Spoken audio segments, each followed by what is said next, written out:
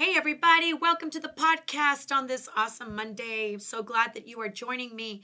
It's always our greatest desire to see you whole, complete, lacking nothing, being a whole individual in body, soul, and spirit. So, we've been talking about codependency. This is our part two. If you've not listened to part one, highly recommend that you go to part one. We discussed where that word came from and how it began to evolve. This is part two, codependency. And I shared with you how this is a very important topic to me because I found that this was a huge root in my own life. And again, we don't want to label anybody and say you are codependent because nobody is one thing. We are individuals, but we do have tendencies and for various reasons. So, codependency was something that I have struggled with in the past, and I have to watch and be mindful of it as well. We may not finish today. It might be a part three on codependency. Lots to talk about today. But to give you a few examples of codependency, if you're married, someone who's married to somebody maybe who has not done their own work on self, somebody who maybe is married and your spouse hasn't really done internal work, hasn't really addressed certain issues internally, or you're married to somebody and that spouse maybe stuffs things. Uh, the spouse maybe ends up, avoiding things. There's a lot of avoidance. There's a lot of bypassing. And they just kind of maybe sugarcoat, oh, I'm fine, I'm okay, kind of thing. And they've not done their own work. And so, what ends up happening in codependency relationships, let's say a spouse hasn't done their own work, be it a female or a male. Well, what ends up happening is that the other spouse tries to smooth the water. So if you have codependency tendencies, you'll end up smoothing the waters. You'll end up, walking on eggshells, excusing their behavior. You try to pick up the pieces for them. All of your energy is really trying to keep them together. All of your energy is like, no, no, no, no, they're going to be okay. You codependency tendencies tends to excuse certain behaviors, and you at the expense of you feeling exhausted, and you kind of are kept at the back burner, and you're really invested in this individual. That's not to say you don't help your spouse, but each person has to put in their own work. Another example of codependency is when you maybe have a guilt tripping parent and they kind of put a guilt on you, or a child puts a guilt on the parent, and or it could be a spouse or any relationship for that matter. I've seen parents put guilt trips on their children, and they're demanding, and you child bends over backwards for that parent, just try to keep them happy, or vice versa. A parent tries to keep the child happy, and although the person is miserable inside, even though you've neglected your own needs, and you're neglecting maybe even those loved ones outside, all in the name of trying to help somebody else. So when you look at tendencies of codependency, it's, in a nutshell, it's really you neglecting your own needs, right? It's the good things in your life. You're neglecting them because you're consumed by the needs of others, that you're losing sight of your own need. And why does that happen? Well, what is it that makes it so hard to take your eyes off of others' problems and then listen to your own needs? Think about that for a moment. What makes it really hard for you to take the eyes off of others, right? And then look at your needs. Your needs, say, in your heart. What is your heart saying? What's your that those innermost desires that are being led, healthy ones, of course. And what does it mean if you were to shift maybe slightly your eyesight, and rather than looking externally, you look internally? Or maybe saying the following: why am I afraid of maybe looking within? Why am I afraid of looking at my needs? Why am I afraid of maybe not necessarily disregarding others' needs, but looking at my needs? And that's an important journey to go on. I think for many of us, if we were to get honest, a lot of times those things are stemming from a lack of affirmation from maybe an earthly father, and you have maybe some wounds that maybe need tending to and caring, and it feels like maybe you weren't really wanted, or that you weren't really important, or that you didn't really matter. So what ends up happening is you're trying to earn love. And so codependency tendencies tend to stem from a place where you're trying to earn somebody's love. So you do things to earn the love, and you do things to keep people happy because you are trying to earn their love. And so, how do I know if I have codependent tendencies? Here are some signs. Number one, you cannot figure out what you think or what you feel apart from that individual or apart from other people. Now, what do you think? What do you feel? Like if I were to ask a question and you and I were sitting together across the room, we're at a table, we're having coffee together, and I were to ask you this question when maybe you were talking about your own life, and I said the following: what do you think? Or what do you feel? And if you can't really totally answer that, maybe you say, well, it's because my parents said, or it's because my husband thinks, or it's because my so and so thinks, And if you can't look at what you feel and what you think, then, and that's hard to answer, then there's probably something there that are their tendencies when it comes to codependency, because you're needing approval from others. You need the validation from others. You need confirmation from others. And if I were to open up my heart, this is kind of where I really lived for a while. I needed confirmation of others. I needed to know what others thought. I needed the approval of other people. And then that gave me validation.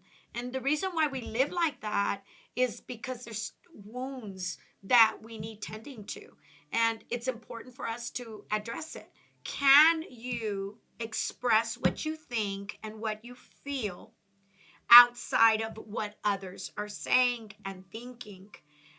What if nobody else is necessarily approving, right, or thinking the same way as you? And this is not to say that you're going to go and become a rebel and Lone Ranger and I can do whatever I want whenever I want because it's me, myself, and I. There's also a healthy place for accountability. There's a healthy place for you to, move your life in a healthy way, in a forward motion where you're making decisions with clarity and with sobriety. So I'm not talking about going to an extreme and only looking at your desires. What I'm saying is, are you looking for the approval of others to make you feel like your decisions are valid? Or do you always need the approval of somebody else? Number two, how do I know I have codependency tendencies? Well, you are denying your own needs. You're denying your own wants to make sure the other person stays happy. Are you denying your own needs just to keep somebody else happy? And there's a place where we sacrifice, right, to others. I'm all for that because I believe in a marriage, there's got to be some form of sacrifice. When you love somebody, you want to sacrifice for that individual. You want to say, you're a giver. And so I'm all about that. I deal with a lot of people. I show up for people in counseling. I show up for people when I'm going to preach or when I'm going to speak publicly or do a conference. I show up for people. There's a sacrifice to that. I'm all for that. But there's a difference for caring towards people or somebody else, right? You care for them.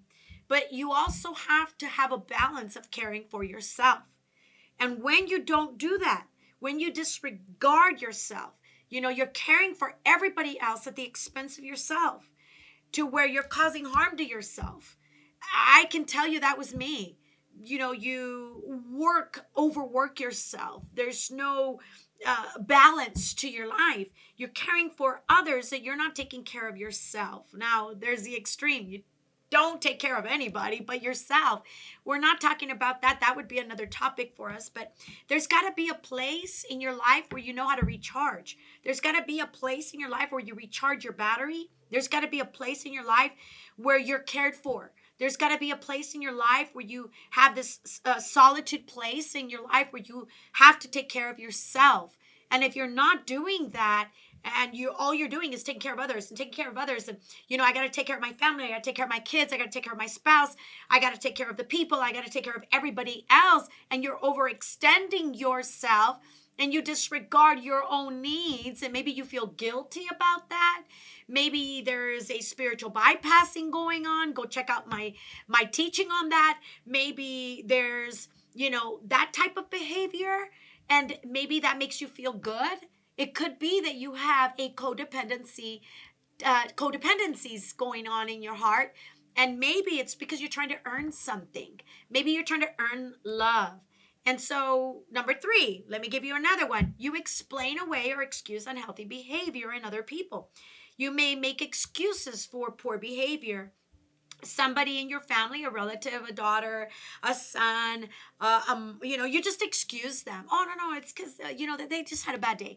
Oh, no, it's just, they're really hurt. It's because they've gone through something. And we're always minimizing behavior consistently. And that is a sign that we are codependent and have these codependency behaviors. Not codependent, but we are having these codependency behaviors. And we need to separate from that. And go, do I minimize other people's behavior? Am I excusing it? Or do I, make sure that I know how to separate that? Number 4, you want space for yourself, but you're afraid to ask for it. You're afraid that if you ask for what you need, it might make the other person angry. And fear is at the root of that. Are you scared? Fear of what other people are going to think of you? I think I need to stop right there. Do you have a fear of what other people are going to say about you? If you can say, yes, I am scared about what other people are going to say about me, then we need to really evaluate what tendencies are really going on in there. Codependency runs rampant in our hearts. And I think we all have some form of codependency. Think about your loved ones that are around you right now. Think about the people that surround you. Think about the people that are important to you. Think about the people that you're in relationship right now. Have I touched any of those areas? If you say, well, yeah, I can't say no, etc., then we need to evaluate. Then we need to go, okay, why is this here? Am I trying to earn love? Am I trying to gain the approval of somebody? Am I trying to maybe earn love from other people? Am I trying to win something? I remember being young a long, long time ago. And I remember trying to earn love. And I would use various means to do that.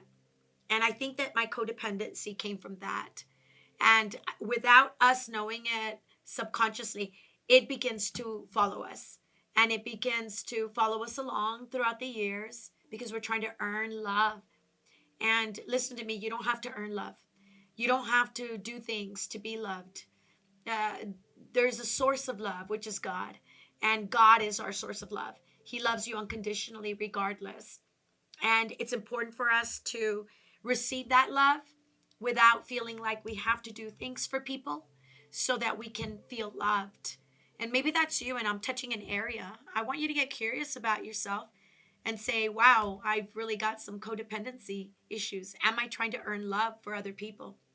And when you step back from that and you stop doing that and you're mindful of it, and we'll talk about that in part 3, then it could really lead you forward and in a great journey of freedom.